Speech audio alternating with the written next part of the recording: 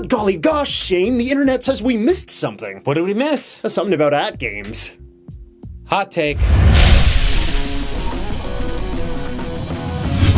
A few days ago, AtGames had announced that they're going to be releasing a Legends Flashback Console. This came a little bit after the news that we heard that AtGames was no longer attached proper to Sega's new sort of mini Genesis console. Yeah, so this classic console was announced, 50 games, some arcade games and other things, and it had a very familiar form factor. This one. Yeah, it looks like this, well, without the cartridge slot. Yeah. It's this exact same box. Right. Apparently it has HDMI out now and stuff like that, but let's be fair. We decided to sit down and replay a couple things, so I've already played this personally. And it was garbage then, and it's still garbage now. But what's interesting is that there was another Sega Genesis system that was released that looks more like a Sega Genesis Model 1. Yeah. We had it in the office. I bought it one day, and I held it aside because I assumed it was going to be okay, so we sat down and we played it today. And it's garbage too. It has a ton of problems with it, a whole bunch of issues. I promise you folks, someday we're going to make a video on both of those systems, even the one that is now busted on the ground. But here's the thing. Yeah, so the reason why we played that console today was because, actually, when they had announced the Legends Flashback Console, there was another thing that was being announced around the same time that we completely glossed over. Yeah, see, so Sean Long over at RGT85, friend of the show, he actually did a video talking about these systems, and I watched him in a state of disbelief, in awe, really, of him announcing that there were a bunch of other systems that we didn't even know about. Yeah, I think when you say awe, and we're talking about this product, it's more like a... more of a state of disconcern. So, AtGames is not only releasing a Legends Flashback console, they're also releasing a line of like mini console thumbsticks called the Blast family of classic gaming devices. So yeah, like I said, it looks like a thumbstick, has HDMI in it, and you plug it into your TV, and you have access to, I think it's up to 20 games in each of these. There's several of these. There's 6 of them.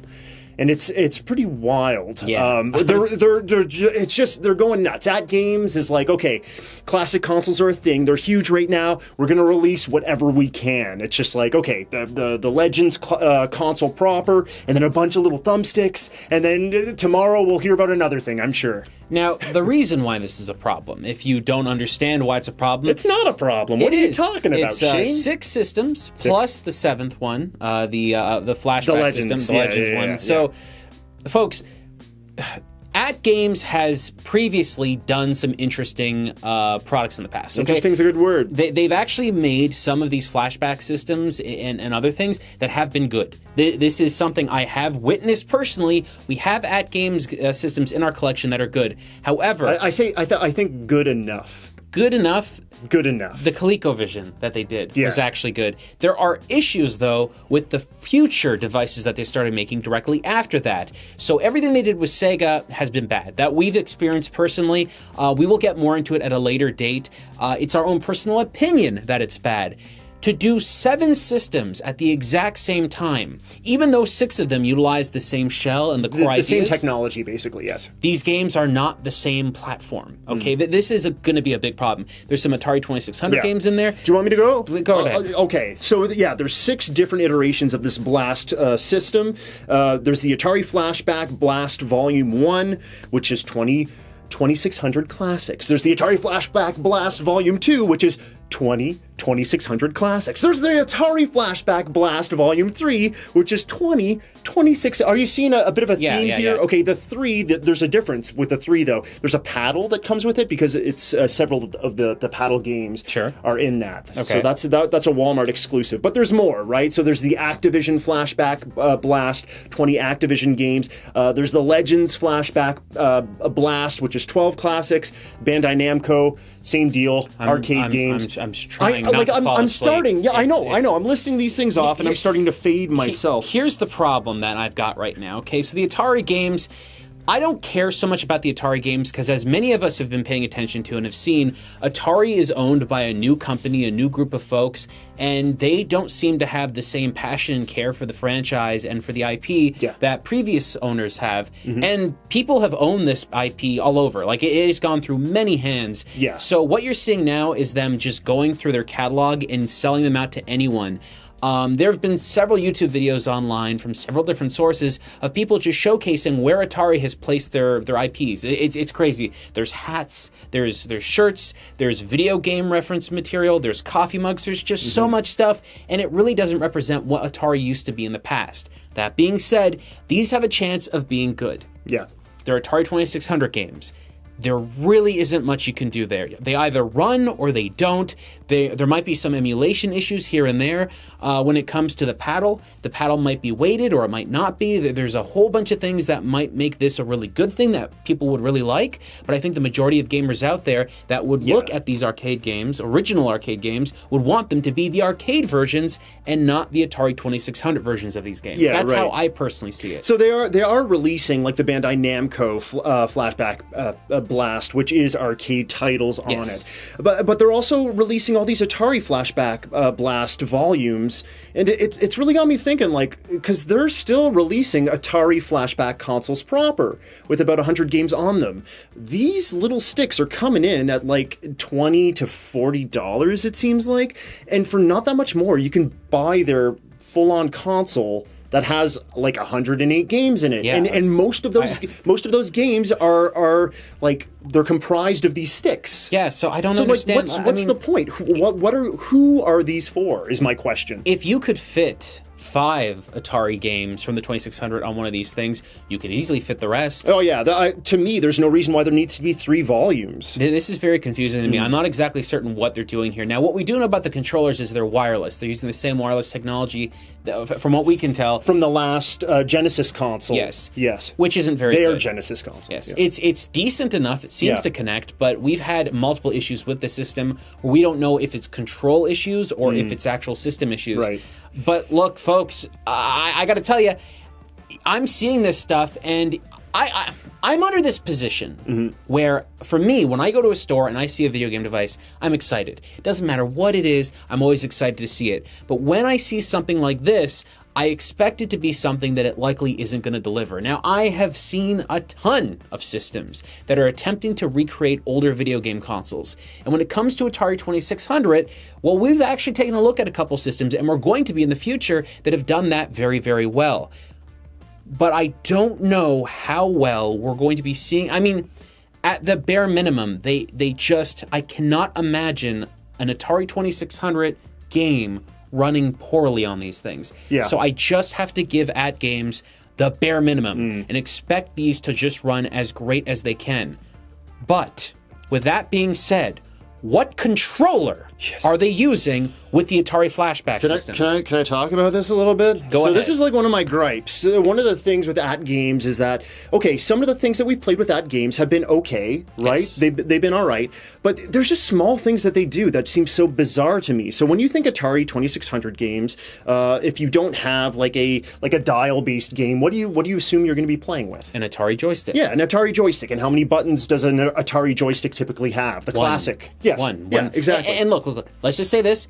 If they were to make something like this, you're going to need a menu, you're going to need options, you're going to need some other things. You'll need multiple buttons. So you add different buttons to it, okay? Yeah, exactly. And we've seen them do that with several of the iterations of the controllers that they've already released for their consoles. But for this thing, okay, they have a 6-button controller, as your D-pad, your other functional buttons, but then you have your 6, ABC buttons as well.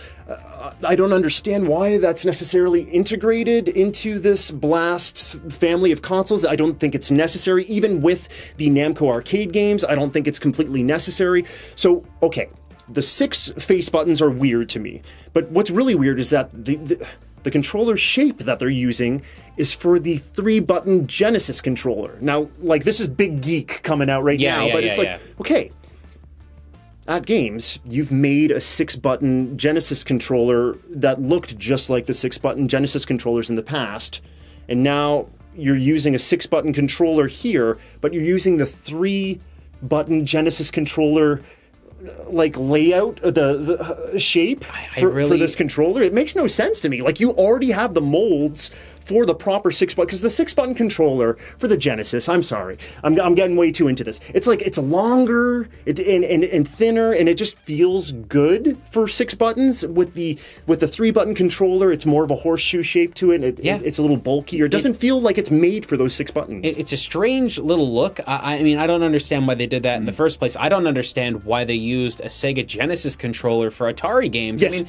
look, if the idea is somebody walks into the store and they see something like that, if they don't know what they're looking at, then it's not going to matter to them, and likely they're not going to be very happy when they take this system home and see Atari games on it that are from the 2600. What I assumed was that if they were making something to reach out to people, they would do something like what they're doing with the paddle. The paddle looks very close to what the original paddle was on the original system, right?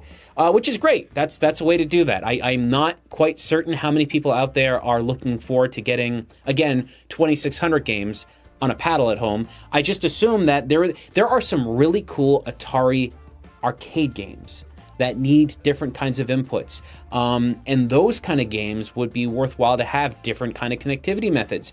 But to see them use this controller is just, it's confusing. I mean, it's a personal preference. Yeah. It really is. And I think a lot of people may not care. Yeah. But it's just, when I think of Atari and the way I control those games, a D-pad is never in my mind for that. Right. Yeah, absolutely. You'd have some sort of, I mean, basically a 2600 a pad, it is kind of it's a D-pad with a control stick on top of it, basically. So, okay, I'm trying to put myself in the perspective of AtGames now, and like the only sort of thing I can think of for them using this weird sort of controller for the system is maybe that they're considering doing other systems in the future using the Blast name, and they want to have the same controller throughout. Maybe that's it. I mean, I guess. Like, is that the sanity that we can find here? I have like this thought in my head about the process that happened here.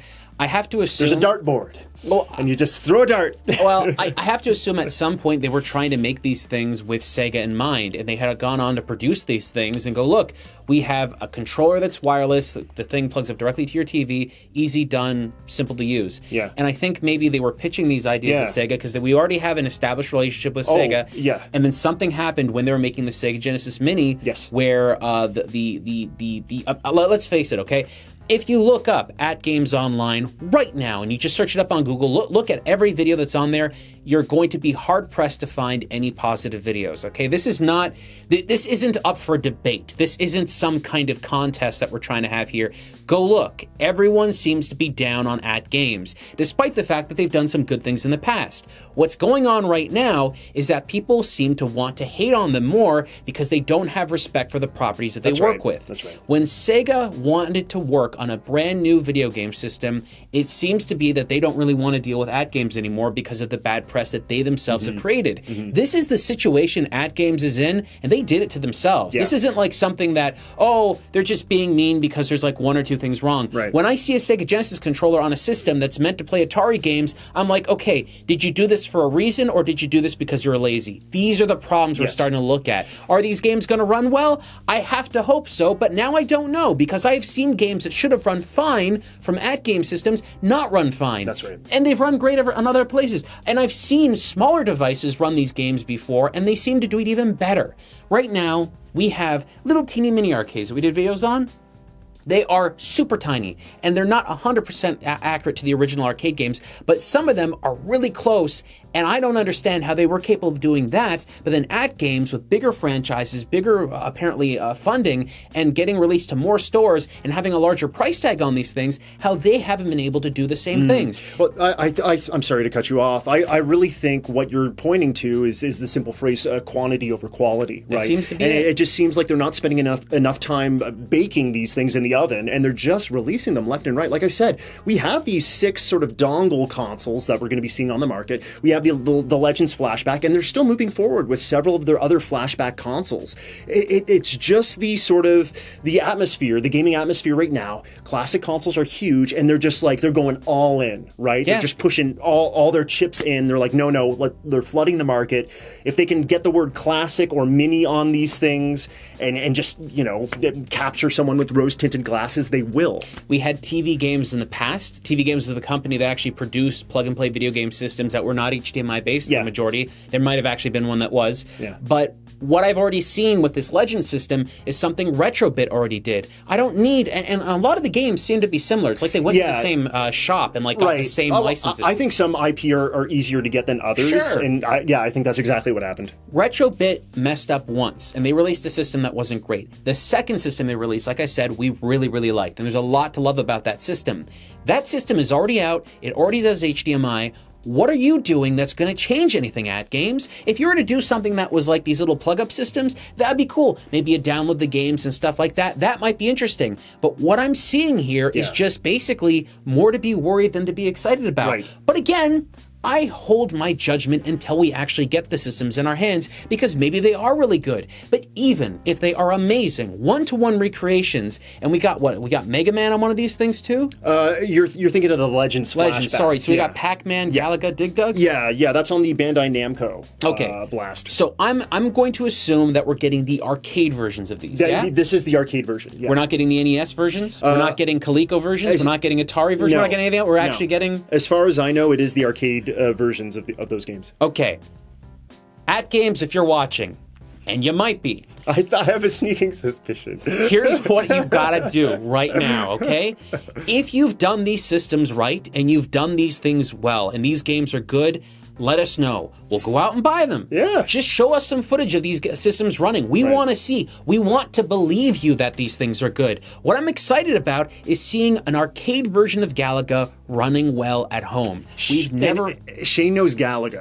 If you mess up Galaga, he's going to know. If you do it great, he's going to know. I'm a big fan of Galaga. I'm a big fan of Dig Dug. I'm a big fan of Pac-Man. These games are iconic. They're classic. And if you've got the original arcade versions running properly, that's something to be praised. Yeah. Because barely anyone has ever done that before. And if you're capable of actually getting them into a small little flash stick, basically, that hooks up to your to the HDMI port, then that's a big deal. Yes. Barely anyone could ever achieve that.